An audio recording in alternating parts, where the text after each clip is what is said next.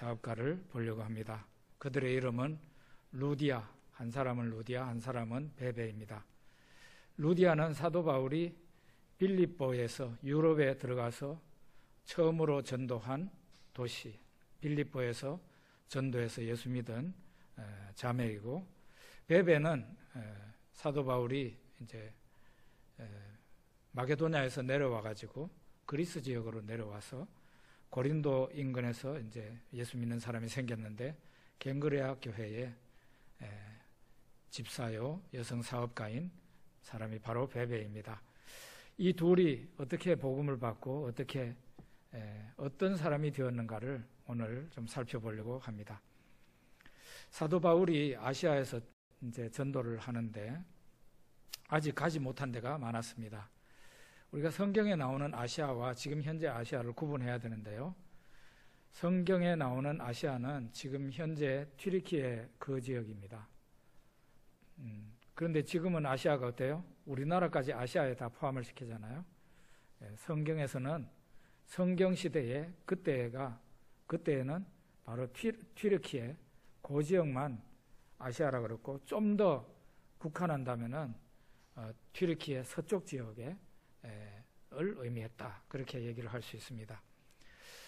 사도 바울이 거기에서 이제 전도를 하는데 아직도 미개척지가 있었고, 사도 바울은 그 미개척지로 나아가서 복음을 전하기를 원했습니다. 그런데 사도행전에 보니까 특이한 표현이 있어요. 뭔가 하면은 하나님의 영이 허락하지 아니하는지라 이랬어요.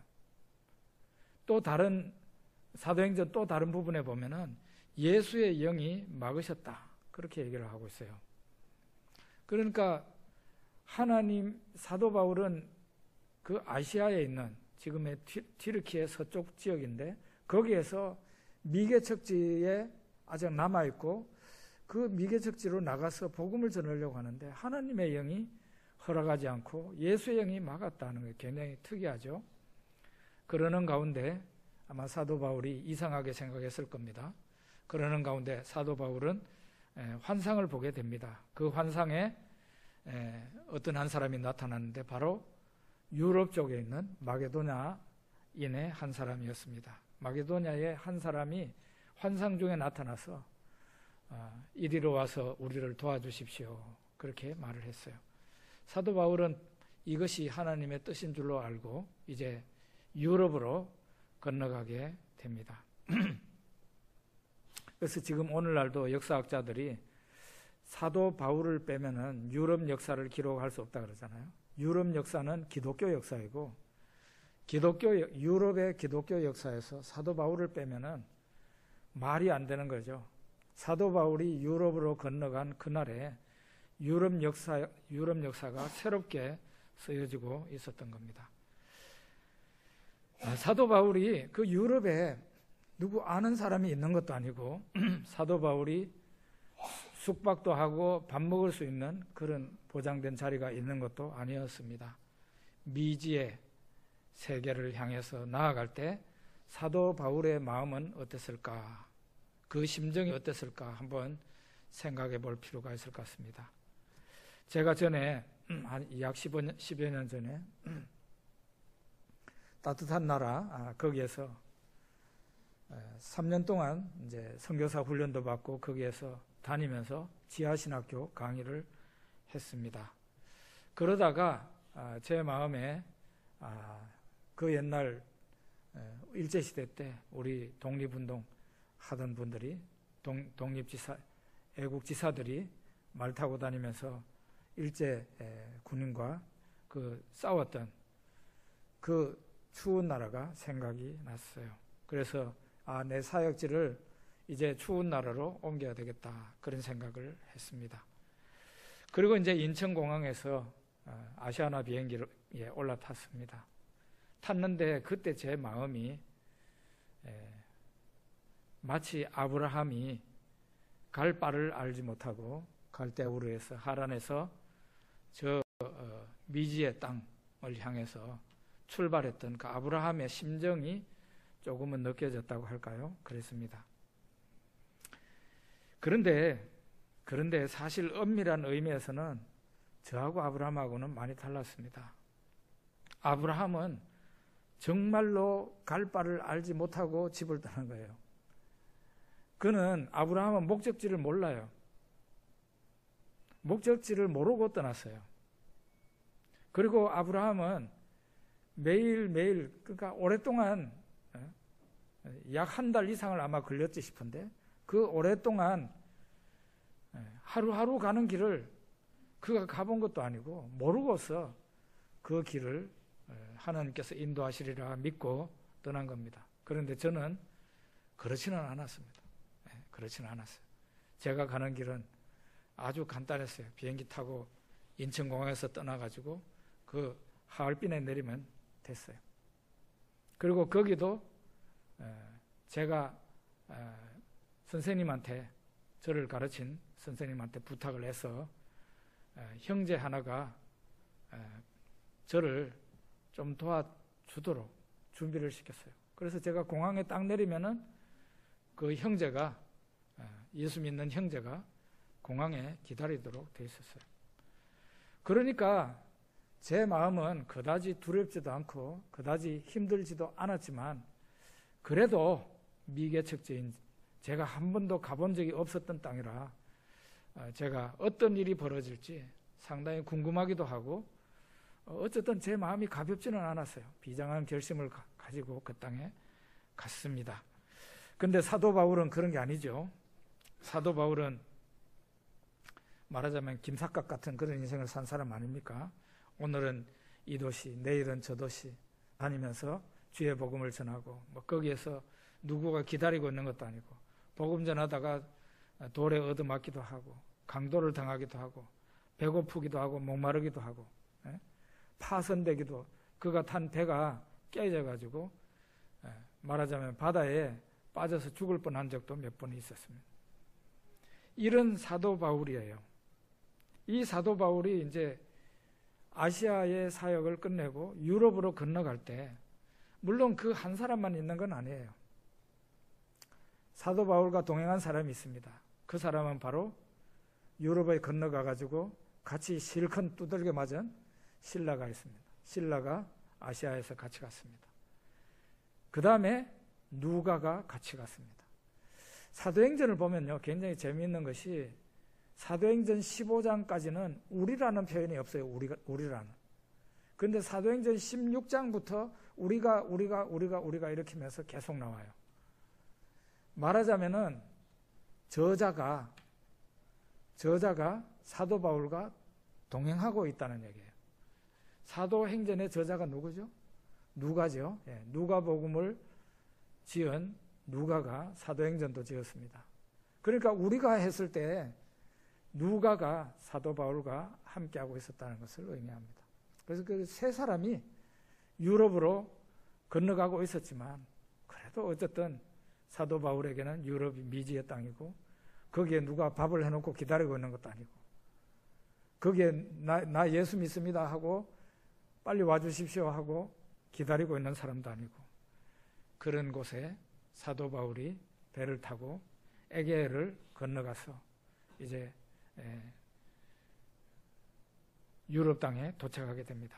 사도행전 16장 11절에 보면 사도 바울은 트로이 목마로 유명한 트로이에서 배를 탑니다. 배를 타고 이 사모드라게라는 곳에, 거기에 섬인데요, 잠깐 있다가 그 다음 날 유럽의 첫 항구인 네아폴리 항으로 들어가게 됩니다. 네아폴리에 도착해서 거기에서 조그마한 산을 넘어서 가는데요, 우리나라에 꼭 제를 넘어서 가듯이 산을 넘어서 가는데, 산을 넘어서 가면은 빌립보라는 도시가 있었습니다. 이 네아폴리에서 빌립보까지는 로마의 고속도로가 그 당시에 놓여 있었습니다. 로마의 고속도로는 지금 우리나라 고속도로보다 더 훌륭합니다. 굉장했습니다. 그 고속도로가 하여간 로마가 지배하는 전 제국에 고속도로가 깔려 있었어요. 그 고속도로로 사도 바울이 다니면서 복음을 전했는데, 이번에도 네아폴리에서 빌립보로 넘어가는 그 고속도로, 그 도로를 이용해서 넘어간 겁니다. 거기 갔더니 빌립보라는 도시가 있었는데요. 이 빌립보는 로마가 직할로 다스리는 도시였어요. 그러니까 굉장히 이 명예로운, 말하자면 그 당시에 굉장히 시민들이 명예롭게 생각하는 그런 도시였던 거예요. 그러니까 그만큼 화려한 도시예요. 로마의 직접 지배를 받는 그런 도시였으니까요. 그 도시에 사도 바울과 누가, 실라, 또 다른 사람이 있었는지 모르지만 이 사람들이 가서 도착했습니다. 사도 바울의 선교 방법은 먼저 유대인들을 찾아서 전도하는 게 사도 바울의 선교 스타일이에요. 그래서 사도 바울은 어느 도시에 가든지 먼저 안식일에 유대인 회당을 찾았어요. 찾아가면은 사도 바울이 이 랍비였기 때문에 그 유대 회당에서 사도 바울에게 말씀을 전할, 설교를 할 수 있는 그런 시간을 주었습니다. 그러면 사도 바울이 강단에 서가지고 예수 그리스도를 증거해서 예수를 믿는 사람을 거기에서 얻고 그렇게 한 겁니다. 빌립보에서도 사도 바울이 당연히 회당을 찾았을 겁니다. 유대인 회당을 찾았을 겁니다. 그런데 유대인 회당이 빌립보에 없었어요. 그래서 사도 바울이 회당 정도는 아니지만은 회당보다는 급이 낮은 기도처를 찾아간 겁니다. 유대인 기도처. 오늘 우리말 성경은 대단히 이 번역이 잘못됐습니다. 차라리 구번역이 낫습니다. 구번역이 나아요. 기도를 하고 싶어서 어느 곳을 찾은 것처럼 그렇게 번역을 했는데 아주 잘못된 번역이에요. 사도 바울은 그냥 기도처를 찾은 거예요. 기도처. 우리 장로교 같은 경우도 이 교회 요즘은 좀 약간 달라졌습니다만은 교회를 개척해서 교회를 이룰 때요. 처음부터 교회 이름을 원래는 붙이지 않습니다. 어느 교회라면 요즘 생긴 일이고 한 몇십 년 전에는 몇 사람이 모여서 있을 때에는 그거를 기도처라 그랬어요. 기도처. 그 기도처가 발전해가지고 교회가 되는 거예요. 마찬가지로 빌립보에는 유대인 회당은 없고 기도처가 있었다 이 말이에요. 그건 무슨 뜻입니까? 빌립보에 유대인이 그만큼 적었다는 의미입니다. 유대인 10명만 돼도 회당을 세우게 돼 있었는데 빌립보에 유대인 10명이 되지 않았다 그런 얘기입니다.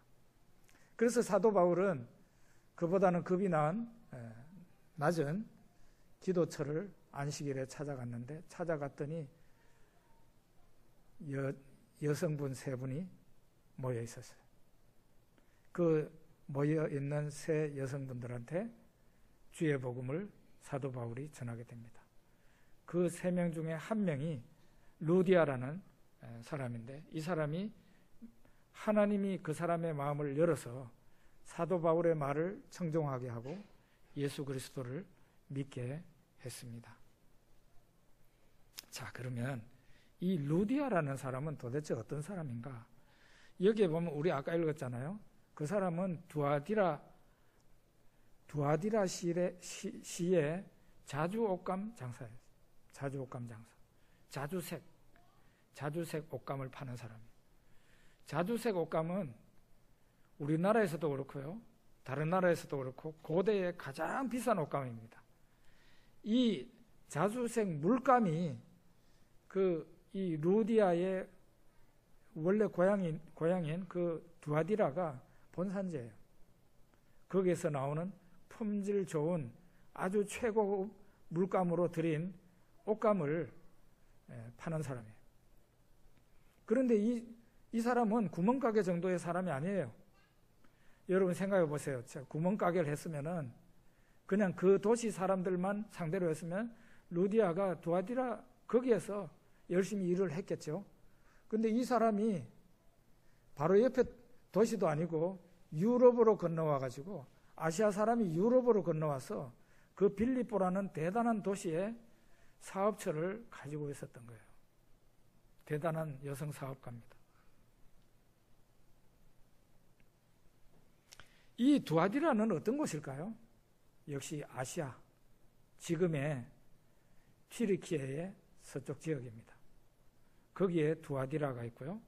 그 아시아 지역에 살던 사람이에요. 루디아라는 그 이름이 여러분이 영어 성경을 보시면 알겠지만 리디아입니다. 리디아. 리디아는 굉장히 특별한 이름이에요. 왜냐하면 옛날 그 아시아 튀르키예 지역에 리디아 왕국이 있었어요. 리디아 왕국이 있었어요. 루디아가 이런 이름을 가졌다는 것은, 리디아라는 이름을 가졌다는 것은 그가 고대 리디아 왕국의 후예라는 의미를 가지고 있는 겁니다. 우리가 그렇게 생각할 수 있어요. 왜 리디아라고 이름을 지었겠어요? 고대에 영광스러웠던 그 리디아 왕국의 후예라는 거죠. 이 사람은 유대인이 아니에요. 이방인이에요. 그러면서도 이 사람이 유대인이 믿는 여호와 하나님을 믿었고 지금 안식일에, 유대인의 안식일에 예배 드리려고 기도처를 찾아왔던 거예요. 사도 바울의 서신에 보면은 이와 같은 사람들이 제법 많았습니다. 그러니까 이방인이에요. 유대인이 아닌 이방인이 여호와 하나님을 경외하는 사람이에요.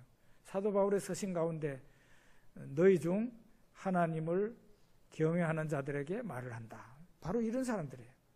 이방인이지만은 여호와 하나님을 믿고 있는 사람들이에요. 루디아가 바로 그런 사람이었는데 그는 자기 고향도 아닌 빌립보에 사업처를 가지고 있었고 거기에 와서 있을 때 사도 바울의 설교를 듣고 예수 그리스도를 영접하게 된 것입니다. 사도 바울은 아시아에서 유럽으로 건너갈 때 알지 못하는 땅, 미지의 땅, 누가 기다리고 있는 것도 아닌, 누가 친척이 있는 것도 아니고 아무것도 없는 가운데서 미지의 땅을 향해서 성큼 건너갔습니다. 그런데 하나님께서는 그 유럽 땅에 다 준비해 놓고 계셨어요. 믿을 사람도 준비하고 계셨고 사도 바울의 거처를 준비할 사람도 다 준비하고 계셨어요. 사람들마다 자기 장래를 무척 알고 싶어 합니다. 제법 학식이 있다는 사람도 자기 장래를 알고 싶어서 점집을 찾아가기도 하고 무당집을 찾아갑니다. 그런데 점장이와 무당이 사람의 장래를, 미래의 영역을 알겠어요? 미래의 영역은 하나님의 영역이에요. 창조주 하나님만이 알 수 있는 영역이에요. 사람도 모르고 천사도 모르고 당연히 귀신도 모르고 무당도 모르는 거예요. 거짓말하는 거죠, 그 사람들이. 그리고 하나님께서는 믿는 자들에게도 안 믿는 사람들에게도 미래를 가르쳐 주지 않아요. 성경에 알려주신 그것이 다예요. 예를 들면 예수님이 재림하신다. 장차 새하늘과 새 땅이 열린다는 것. 장차 예수님이 오시기 전에 대환란이 있다는 것. 그 정도는 성경이 가르쳐 주신 내용이고 한 사람 한 사람의 미래를 그 사람이 1년 후에 어떻게 될지 5년 후 10년 후에 어떻게 될지 그 사람이 믿는 사람이라 할지라도 안 가르쳐 줘요. 안 가르쳐 줍니다. 더러는 교회에 예언한다는 사람들이 나타나죠. 그런데 그 보면은 95%는 다 거짓말하는 사람들. 95%. 저한테도 예언한다는 사람 몇 사람이나 예언을 해줬어요. 다 거짓말이었어요. 다 거짓말이에요. 자기가 뭔가 이 속에서 뭔가 올라오는 게 있었던 것 같아요.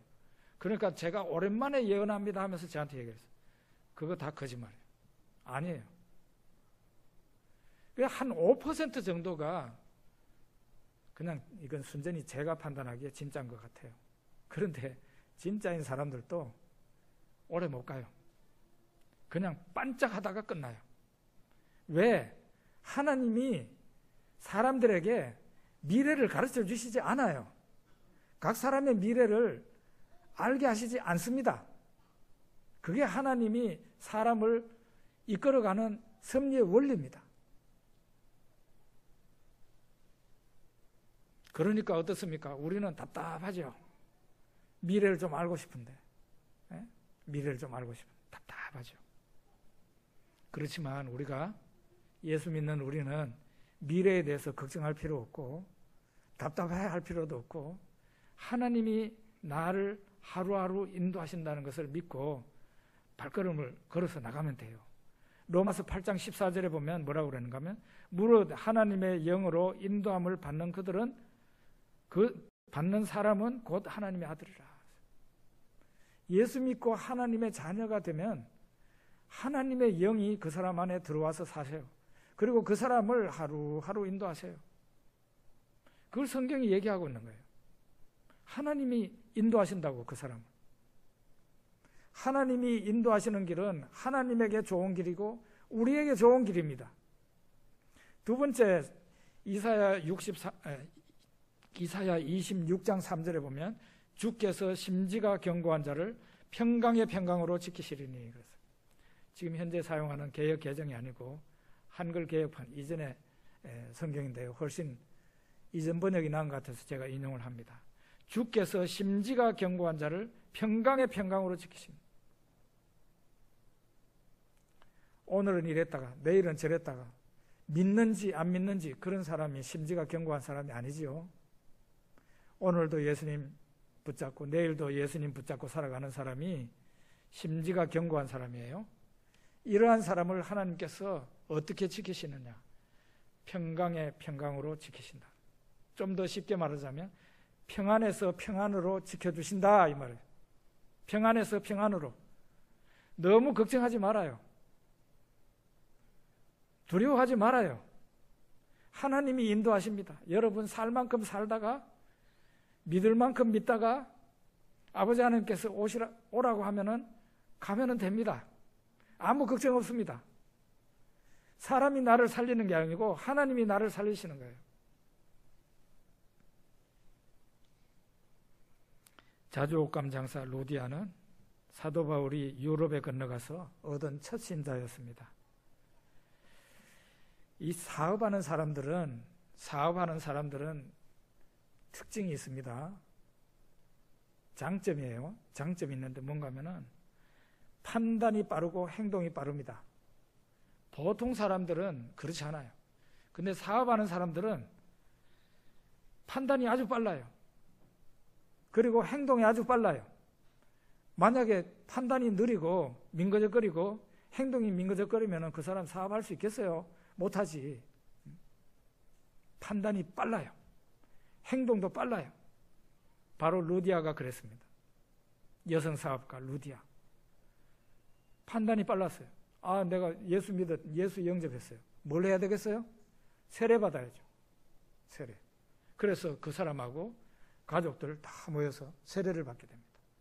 그러고 난 뒤에는 자기가 뭘 해야 되는지 행동이 빨랐어요. 그 다음에 뭘 해야 되겠어요?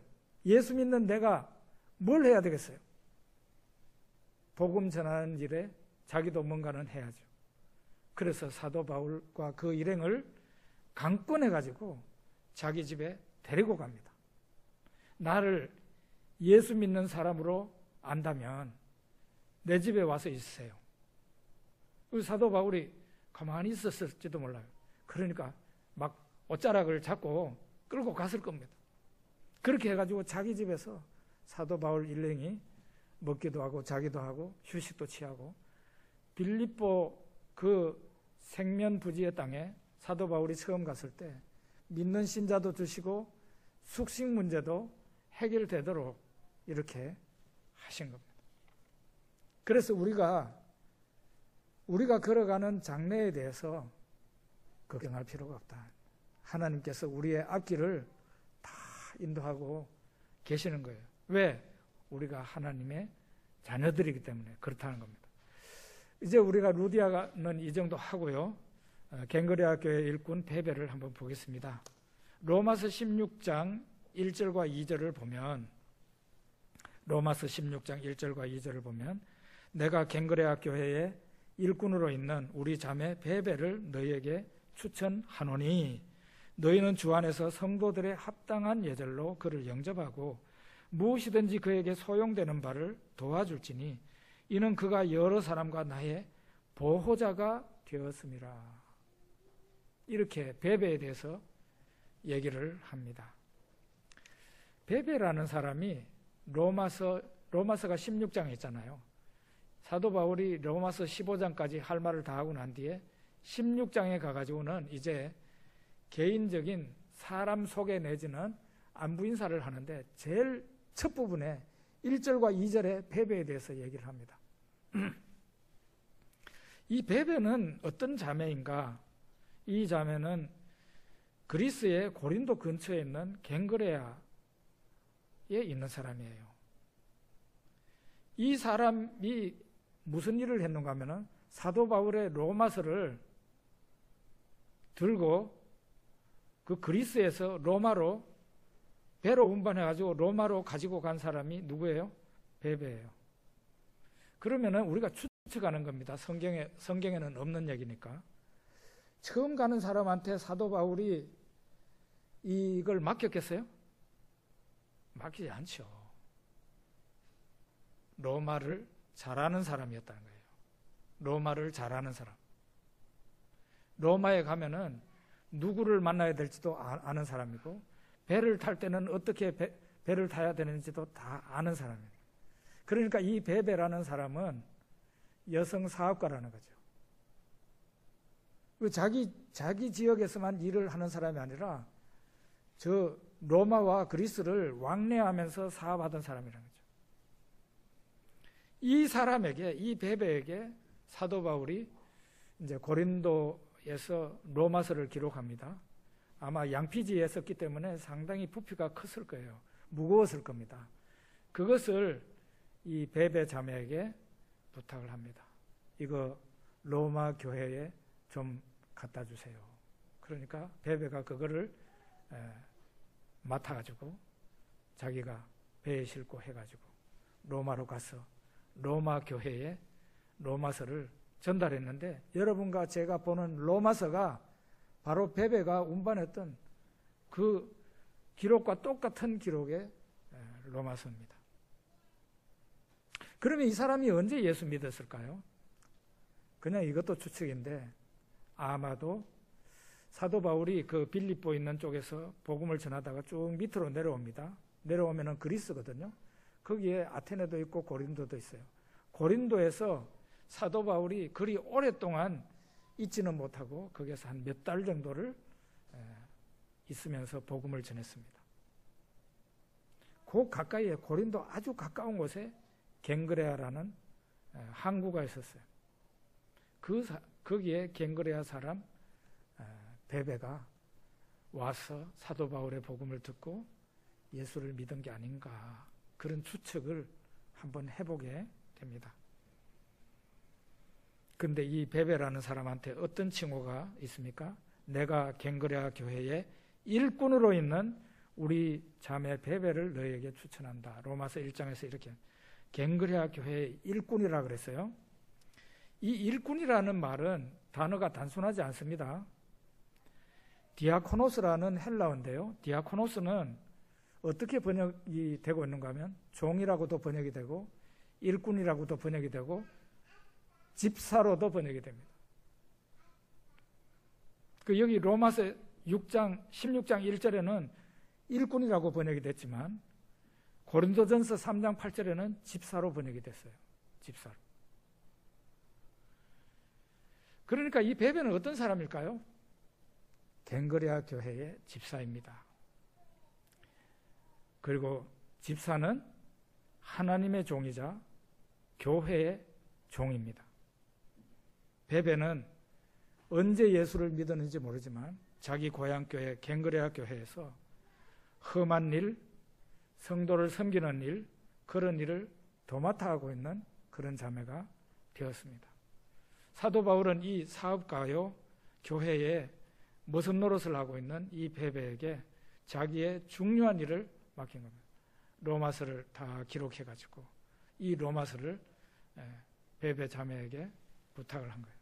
이 베베 자매는 이 소중한 성경 말씀을 로마로 운반해가지고 로마 교회의 가장 대표적인 지도자를 찾아서 전달하게 된 것입니다. 빌립보 교회의 루디아, 갱그레아 교회의 베베를 보면서 우리가 두 가지를 깨닫게 돼요. 하나는 이 두 사람은 사업을 하면서, 그리고 사업도 상당히 큰 사업인데 하나님의 은혜에 갈급했다는 거예요. 이 세상에 가진 사람, 높은 자리에 있는 사람, 인기가 많은 사람, 그런 사람들은 하나님에 대해서 하나님 은혜에 갈급하지 않을 거라고 생각하는 것은 우리의 착각이에요. 하나님께서 오늘도 갈급한 영혼을 찾으시는데 많이 있습니다. 두 번째는 이 두 사람이 예수를 믿고 난 후에 자신들이 무엇을 해야 되는지를 알았다는 거예요. 나도 뭔가는 복음 전파에 도움이 돼야 된다라고 생각을 하고, 루디아가 그렇게 살고 베베가 그렇게 살았던 거예요. 우리 역시 그렇죠. 우리 기도하겠습니다.